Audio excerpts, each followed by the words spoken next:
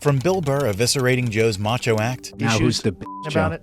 Now I got who's over the it. to Dave shutting him up before his deep dives, Shut the f up.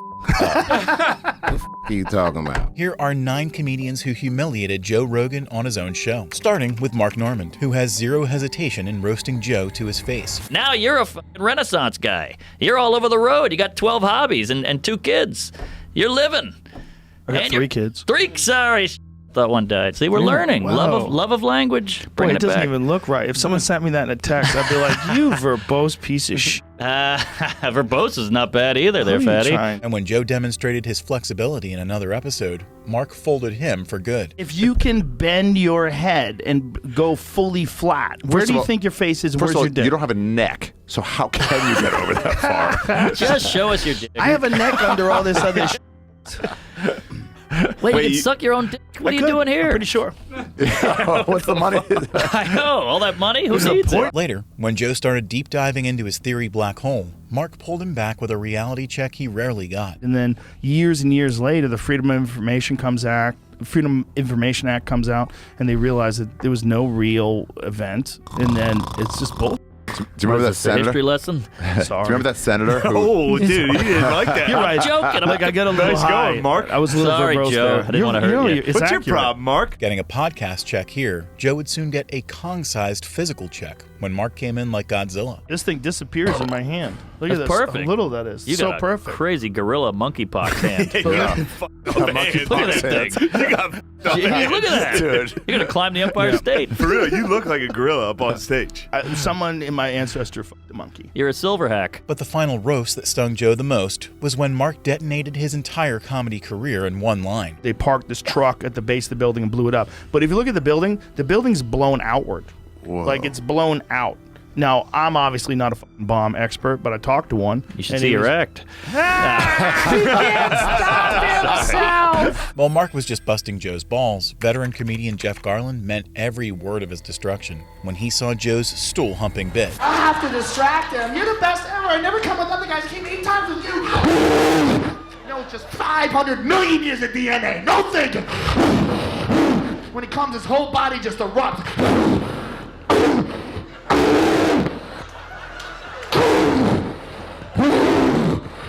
And without taking names, Jeff instantly started pounding away on Joe's entire act. Being a comedian is delightful. We don't have to do any of that shit. No? There's no, get on up. Get on up. No.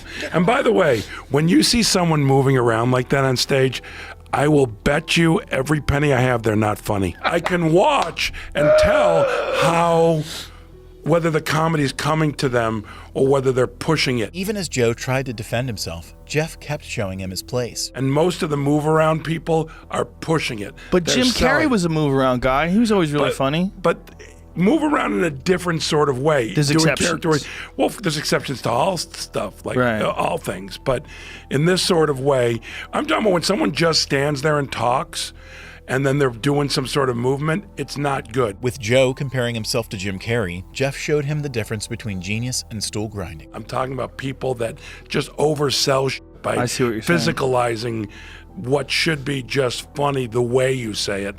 Not even what you're saying, the way you say it. Anytime I saw someone miming, having, pumping air, Yeah. I would just go, not funny. No. And when Joe doubled down on his extra horny material, Jeff flattened his career and his stool in one last bonk. But what if there's a bit where you have to mime pumping air? There's got to be a bit. Pumping air? Yeah, but you mean like- like There's got to be screwing pumping? some bits. What? But who doesn't know what that looks like? Why do you need to pump? When you're doing this to accentuate what you're Yes. saying, it's like screw that. We don't need that. Jeff wasn't the only one to point out Joe's awkward obsession with four-legged furniture, and Charlemagne the God took it to the next level by calling it a disgrace on the comedy scene. I like people that have something to say. All that stool fucking is like, I would never disrespect the craft like that. Before Joe's wooden reproduction got the spotlight, though, he, Andrew Scholes, and Charlemagne were having one of JRE's usual wild conversations. Howard Stern, in the beginning, when we really think about Howard, like chicks were queefing on speakers. Oh, yeah.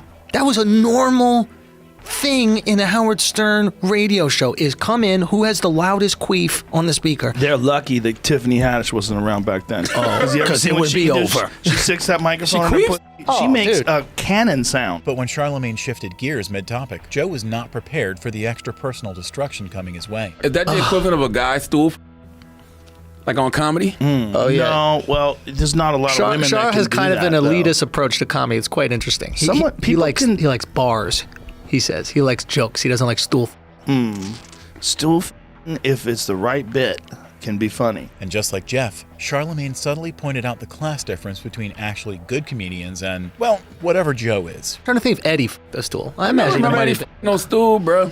See, I like Eddie. I like Richard. I like Chris Yeah. Rock. Bless you. I like Yeah. Chappelle. You know what I'm saying? I like Yeah. those guys that actually get on Bits. stage and say something. Yes. Like have something and Yeah. have something to say. Louis C.K. has something to say. Yeah. I like people that have something to say. All that stool is like, I would never disrespect the craft like that. While the two comedians roasted Joe for how bad his act was, Shane made a joke showing how untouchable Rogan's podcast fame has become. And it was funny. This is funny. I went into Lorne Michaels' office, and he was talking, and I was convinced I was getting fired. Like, I knew I was getting fired. Because if they didn't get me on that, there's so much more. And I was like, whatever, I'll do. If I get fired here, whatever, I'll just go do Joe Rogan next week, and I'll be fine. Anyway, I thought that was funny. No? Despite Shane's positive jab, though, Joe decided to act like a triggered Karen he usually roasts instead. What? I was like, I literally... that what you thought? I literally thought that. Oh, okay. Yeah, I thought it'd be funny. Well, it could have been funny. Yeah. I was booked up, though. No, it's fine. It was just funny to truly... That was a conversation I actually had. Really? In Lorne Michaels' office in the middle of that. Getting over his previous eruption, Joe started bubbling up with wild claims next. But you know that volcano that just erupted? Where'd that volcano just erupt? I mean, There's one Iceland had a that big just one. cracked. There was more CO2 released from that one volcano erupting than everything human beings have ever done. Instead of blowing minds, however, Joe blew up his own credibility, and Shane was there to turn it into ashes. I like it. I'll be at the cellar trying to dish that out. They'll be like, where did you find that? I'll be like, don't worry about it. Fact-checked, volcanoes do not produce more CO2 emissions than human activity. Reuters is on your ass, dude. Yeah. They probably typed that up in real time. Not stopping at his doubtful logic, Shane also called out Joe's doubtful sexuality while seeing his fellow UFC athletes. And look at Chandler's quads. Imagine how much power's in that. Good Lord. Good Lord. Look at his body. He's just a ball of tense muscle just exploding on your face. Pause. That sounded a lot more gay than I was trying to make it sound. And Joe wasn't beating the gay allegations anytime soon, with comments that could have participated in a pride parade themselves. Armpit hair doesn't bother me at all. No. Doesn't On a bother lady? me. So No. wait, you like jack ladies with armpit hair? Yeah, a little bit of You're armpit getting hair. close, dude. You're so close.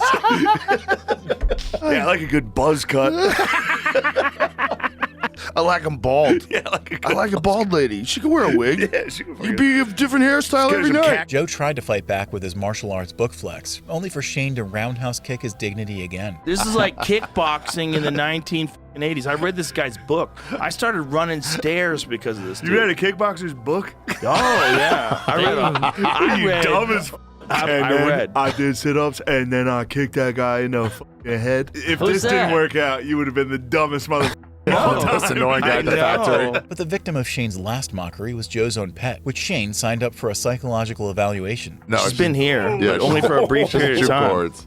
Hi, This is a good Bandit. dog. She was a sock. That's This is a about it. good dog. She wants her daddy. It is a cute dog, but it is autistic. Yeah. Why say that? She's going for Bud Lights. It's just one of those dogs. It's not a dog. It's more of a cat. Just like staring. It's not like a fun. It's a quiet, weird. You know what I mean? It's a skittish dog. Joe's pet animal might have taken the last shots here, but not so long after, the owner himself got turned into Thanksgiving dinner, thanks to Theo Vaughn. I usually do this right after cardio, so this is like a cardio session. Wow, today. dude. Yeah. You look like one of those turkeys when they tie it up and it gets all like kind of like lined out. What? You know what I'm talking about? When they put that rope around that the ham and it's got all the Oh, my six pack. yeah. And in classic Rogan fashion, Joe froze the joke mid-fun to flex on Theo with his steroid abs. Damn. It's called working out, son. Yeah, yeah, it is, bro. I didn't know what that end game could be like, baby. That's freaking wild, dude. Congratulations, man. Just keep working out and you'll get there too. But while Joe might have intimidated Theo into silence, the same trick wouldn't work on Bill Burr when Joe tried flexing his anti-vax tape. I'm not going to sit here with no medical degree, listening to you with no medical degree, with an American flag behind you, smoking a cigar, acting like we know what's up, better than the CDC. Before Bill gave Joe his humiliation shot, though, he thanked him for his deer gift in another episode. By the way, dude, the elk's been delicious. Thank you. How do you like it? I made this American chop suey with it, and my wife gave a bad review before anybody even tasted it, and everybody just said, fuck it. Like, she goes, it looks like Hamburger Helper. I've been chowing it for like 4 days, like, out of respect for that fucking elk that you shot. It's like, I'm eating all this shit. I don't care if it's fucking bad. When Joe tried to hunt back, Bill showed him who the real hunter was on the panel. Does it make you more aggressive? What? Elk. No, Joe, you fucking lunatic. You had to beat the fuck out of people for like 3 decades before you could like chill, smoke a little weed, put on your Little Rascals hat, and just chill out. This guy is the most testosterone-filled dude I've ever met. And this comment perfectly sums up how much Bill's burn singed Joe. Joe hasn't worn that hat a single time since that joke. Not stopping at correcting his fashion knowledge, Bill also corrected Joe's medical expertise when he heard Joe's dumb take during the pandemic. You want people to walk down the street with a mask on? Let's not start this, Joe. Do you, though? Let's not start this. Okay. Let's start it. I don't want to start this bullshit. I'm not going to sit here with no medical degree, listening to you with no medical degree, with an American flag behind you, smoking a cigar, acting like we know what's up, better than the CDC. All I do is I watch the news once every 2 weeks. And Bill summed up the mask, no mask argument by rollerblading into the perfect metaphor. So I'm like, mask or no mask? Still mask? All right, mask. That's all I give a fuck about. I don't care. But even they say you shouldn't wear a mask unless you're treating a coronavirus patient. The World Health Organization. Yeah, but they didn't say that initially. They didn't say it initially. No, they didn't. They did, and then it gradually, and then wait, and then everybody wore the fucking masks.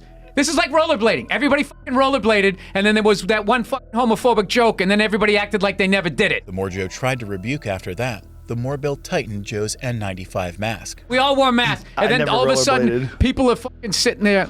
What? You don't have the body type for it, dude. Your fucking knuckles would scrape on the ground. Even with that extra 2 inches. I just love how wearing a mask became like this like soft thing that you were doing, like being courteous. Being courteous. What is it for? That was so stupid. When Joe tried to fight COVID with his testosterone needles, Bill injected him with the shut up shot instead. Oh, God, you're so tough with your fucking open nose and throat. Gee, Joe, and your 5 o'clock shadow. This is a man right here. A man doesn't wear a mask. Why does it always become like that? I don't have a problem with that unless you were already wearing the mask and then you're acting like you didn't. And then all of a sudden people watch your thing and then they all pile on, oh, look at this bitch wearing the mask. As Joe's tough guy mask started falling apart, however, Bill didn't skip the chance to mock him for it. I was scared out of my mind in the beginning. In the beginning, like when everybody's shutting down in the beginning and people are stockpiling food, I was convinced. I was like, Jesus Christ. Dude, you have like 9 elk in your basement. You were the one person I knew was fine. Tom Papa's making bread. I've got plenty of food. I knew he was fine. And Joe, showing COVID symptoms, was all the ammunition Bill needed to flip Joe's own anti-vax logic against him. And then I was convinced that I had it. At one point in time, I was like, God, I do feel like I'm breathing heavy. I felt like my breath is coming short. I did. I had like psychosomatic now issues who's the bitch, about it. Now I got over it. Guy had a fucking panic attack sitting on fucking 12 elk. Just like Joe got called out for being slow to spot his own irony, Ari Shaffir called him out for being too slow to detect obvious jokes while promoting his special, Jew. And people are like, how do you think it's going to do? I'm like, I don't know. I thought 20K. I thought there's no way. I told him 8 million. He told me 8 million. I told him 6 million. And he goes, no, I think 8. I'm like, you're missing the joke. And now he's stuck and going. So guys, if you're watching, as soon as it gets, just get it to 6 million and prove Joe Rogan wrong. Everybody watch right now. With Joe burying himself for his own lack of humor, Ari hammered in the final humiliation nail on his coffin. I didn't get the Holocaust joke until right now. Really? Literally. I'm so done. And when you said just get it to 6 million, I'm like, he's selling himself short. I really think he can make it to 8. I literally was so texted him. literal. You sound like Goebbels. I texted him. I was like, Joe, instead of 6 weeks and 8 million, why don't you reverse those? He goes, no, I believe it'll be 8 million. I'm like, I said, Joe, pretend like you're a comedian for a second and look at my numbers. While Ari clowned Joe for missing jokes, Tim went after the comedians pretending to laugh at them on his own podcast. Where the fuck is Joe Rogan right now? Where is this sucker? I thought Joe Rogan was fucking out here He's right there wearing a fake beard. Yeah. Me and Tony aren't commenting because he still answers our texts. And even Jay Okerson pointed out how Joe isn't the smartest tool in the shed when it comes to comedy. I mean, 15 times during the show, I said something that was just like stupid funny, and he goes, "Oh, what do you mean by that?" I go, "I was just joking." Yeah. And he'd go, "Oh, okay." And I go, "I think I'm doing bad." I'm sorry, Joe, for making jokes on your show. I'm so sorry. I'm sorry, I think I'm doing bad. I didn't mean to hurt your feelings by making jokes on your show. When Tim started his best Rogan impression, though, his friend Louise accidentally caught strays on the Dylan crossfire. Joe, when Joe is doing the podcast with Lewis, he's just for 3 hours staring at the worst version of himself. Joe's What like, if so you're news like, radio never happened? Yeah, Joe's like, so you're like me, man, but you don't have any money. That's weird, man. That's weird, man. Moving on from Joe, Tim ended the bit with an impression funnier than Joe's entire special catalog. Tim Jones' Joe Rogan impression is my favorite thing. This man is an idiot, man. I like him, man, but he's gonna get killed. Jason Ellis, man, he doesn't understand. He's gonna get hit, man, and it's over, man. You gotta always kind of chew when you're doing it, man. While Tim took shots at how Joe sounds, Dave Chappelle trolled him with how he should have looked during the pandemic, right at the start of the episode. Oh, hello, David. Hello, Joe. How are you? What's going on with your mask, man? No, I just want to see. I just want to see how you react. Oh, this Rona talk. All this Rona talk. Sick of it. What's up, Fingers? He's over there typing. Every few minutes he goes like this. Let's go. Let's do this. And later in the podcast, Joe tried to make a topic sound deeper than it was, as usual. Oppenheimer's quote when they detonated the nuclear bomb is one of my favorite quotes ever. What did he say? He said he quoted the Bhagavad Gita. They detonated the first nuclear weapon, and he quoted the Bhagavad Gita. He said, "I am become death, destroyer of worlds." That's what he said after the first atomic bomb got detonated. Unlike his other guests, though, Dave was having none of Joe's overcooked wisdom. There was a black guy named Earl Charles who was there when it happened, and he has a famous quote from that very moment. He said, "Shut the f*** up." What the f*** are you talking about?